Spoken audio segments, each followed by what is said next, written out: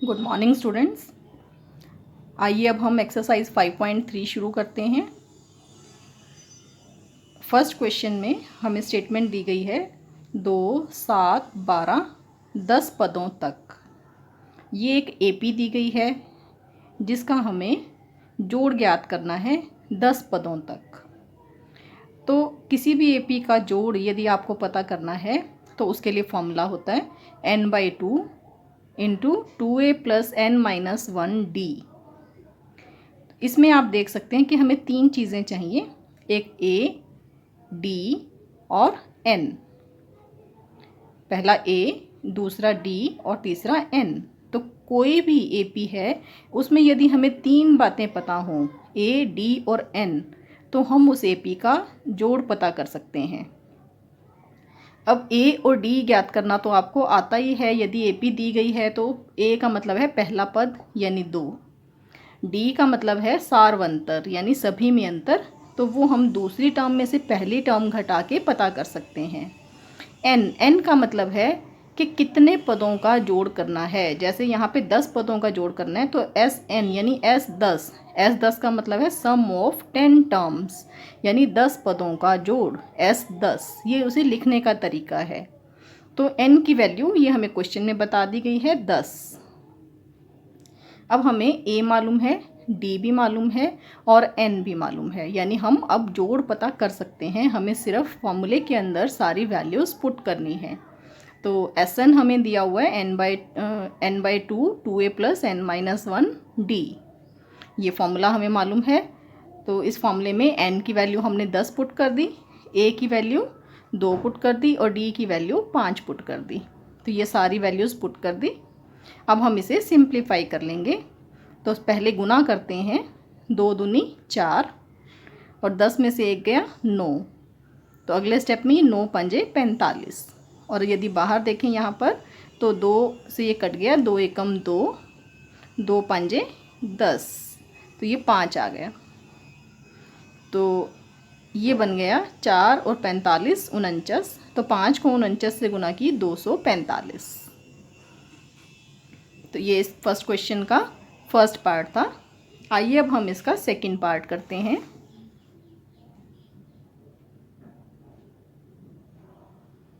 इसमें स्टेटमेंट दी गई है -37, -33, -29, ऐसे ऐसे करते करते 12 पदों तक उनका जोड़ हमें ज्ञात करना है। तो अभी जैसे मैंने आपको बताया कि कोई भी एपी दी गई है उसका जोड़ यदि हमें कुछ टर्म्स का पता करना है तो हमें तीन चीज़ें पता होनी चाहिए, a, d और n।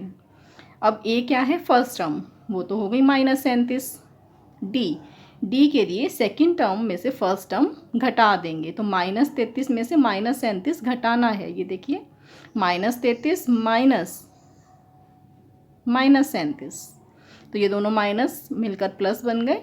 तो -33 प्लस 37, दोनों टर्म्स के निशान अलग अलग हैं, ये माइनस की है, ये टर्म प्लस की है। तो इसका मतलब जब भी निशान आपके पास अलग अलग होते हैं टर्म्स घट जाती हैं।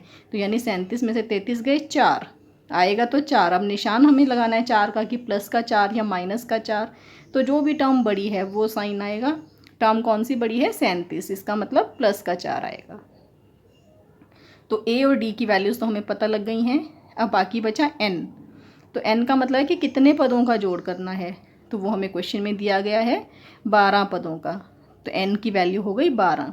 अब हम a, n और d तीनों वैल्यूज़ फॉर्मूले के अंदर पुट कर देते हैं और उसे सिंप्लीफाई करेंगे तो आंसर आ जाएगा।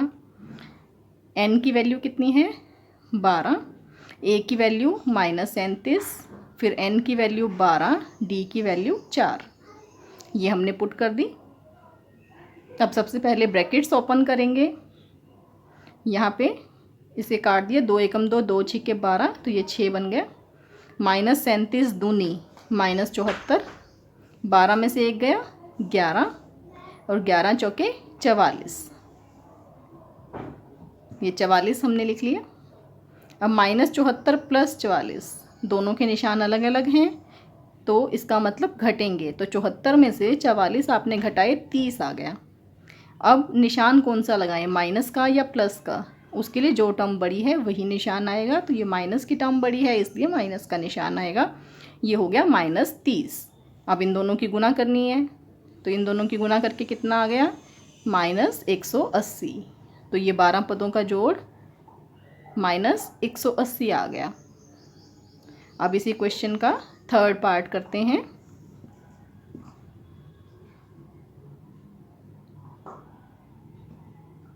इसमें हमें स्टेटमेंट दी गई है 0.6, 1.7, 2.8 डैश डैश डैश, ऐसे करते करते 100 पदों तक हमें जोड़ ज्ञात करना है। तो जोड़ के लिए हमें मालूम है कि हमें 3 चीज़ें चाहिए, ए, डी और एन। तो ए फर्स्ट टर्म वो है 0.6, डी सारवंतर second term minus first term, तो 1.7 में से 0.6 आपने माइनस करने हैं, वो आ गया 1.1। अब एस एन का फॉर्मूला आपको मालूम ही है, n/2 2a + n-1 d। इसमें सारी वैल्यूज़ पुट कर देंगे। n की वैल्यू कितनी है, 100, क्योंकि 100 पदों का मान हमने ज्ञात करना है, 100 पदों का जोड़। तो n की वैल्यू हो गई 100, n 100, s 100 का मतलब 100 पदों का योग, जोड़। तो n की वैल्यू 100 भर दी हमने। अब a की वैल्यू कितनी थी, 0.6, d की वैल्यू कितनी है, 1.1, ये पुट कर दी। ये सभी वैल्यूज़ पुट करने के बाद यहाँ तक पहुँच गए। अब 100/2 काटने के बाद आ गया 50, इन दोनों की गुना की तो 6 दूनी 12, गुना करके आ गया 1.2। 100 में से एक गए 99 और ये 1.1।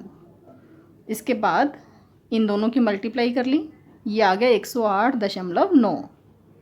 अब इन दोनों को जोड़ेंगे, जोड़ने के बाद क्या आया, 110.1। अब इन दोनों टर्म्स की गुना हो जाएगी, ये आ गया 5505.0।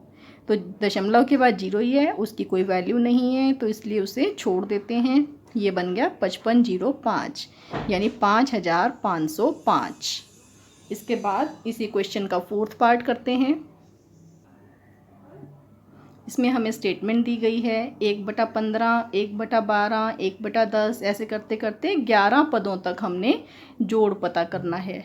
जोड़ के लिए वही ए, डी और एन तीनों टर्म्स हमें चाहिए। ए क्या होता है, फर्स्ट टर्म यानी पहला पद 1/15। डी क्या होता है, second term minus first term, तो 1/12 माइनस 1/15 घटा दिया, तो इन दोनों का लघुत्तम ले लिया घटाने के लिए, वो आया 60। तो 12 से भाग किया इसको, 12 पंजे 60, 5 आ गया, तो 5 एकम 5। अब 15 से भाग किया तो 15 चौके 60, 4 आ गया, 4 को इससे गुना किया, 4 एकम 4, तो 5 में से 4 गए 1/60।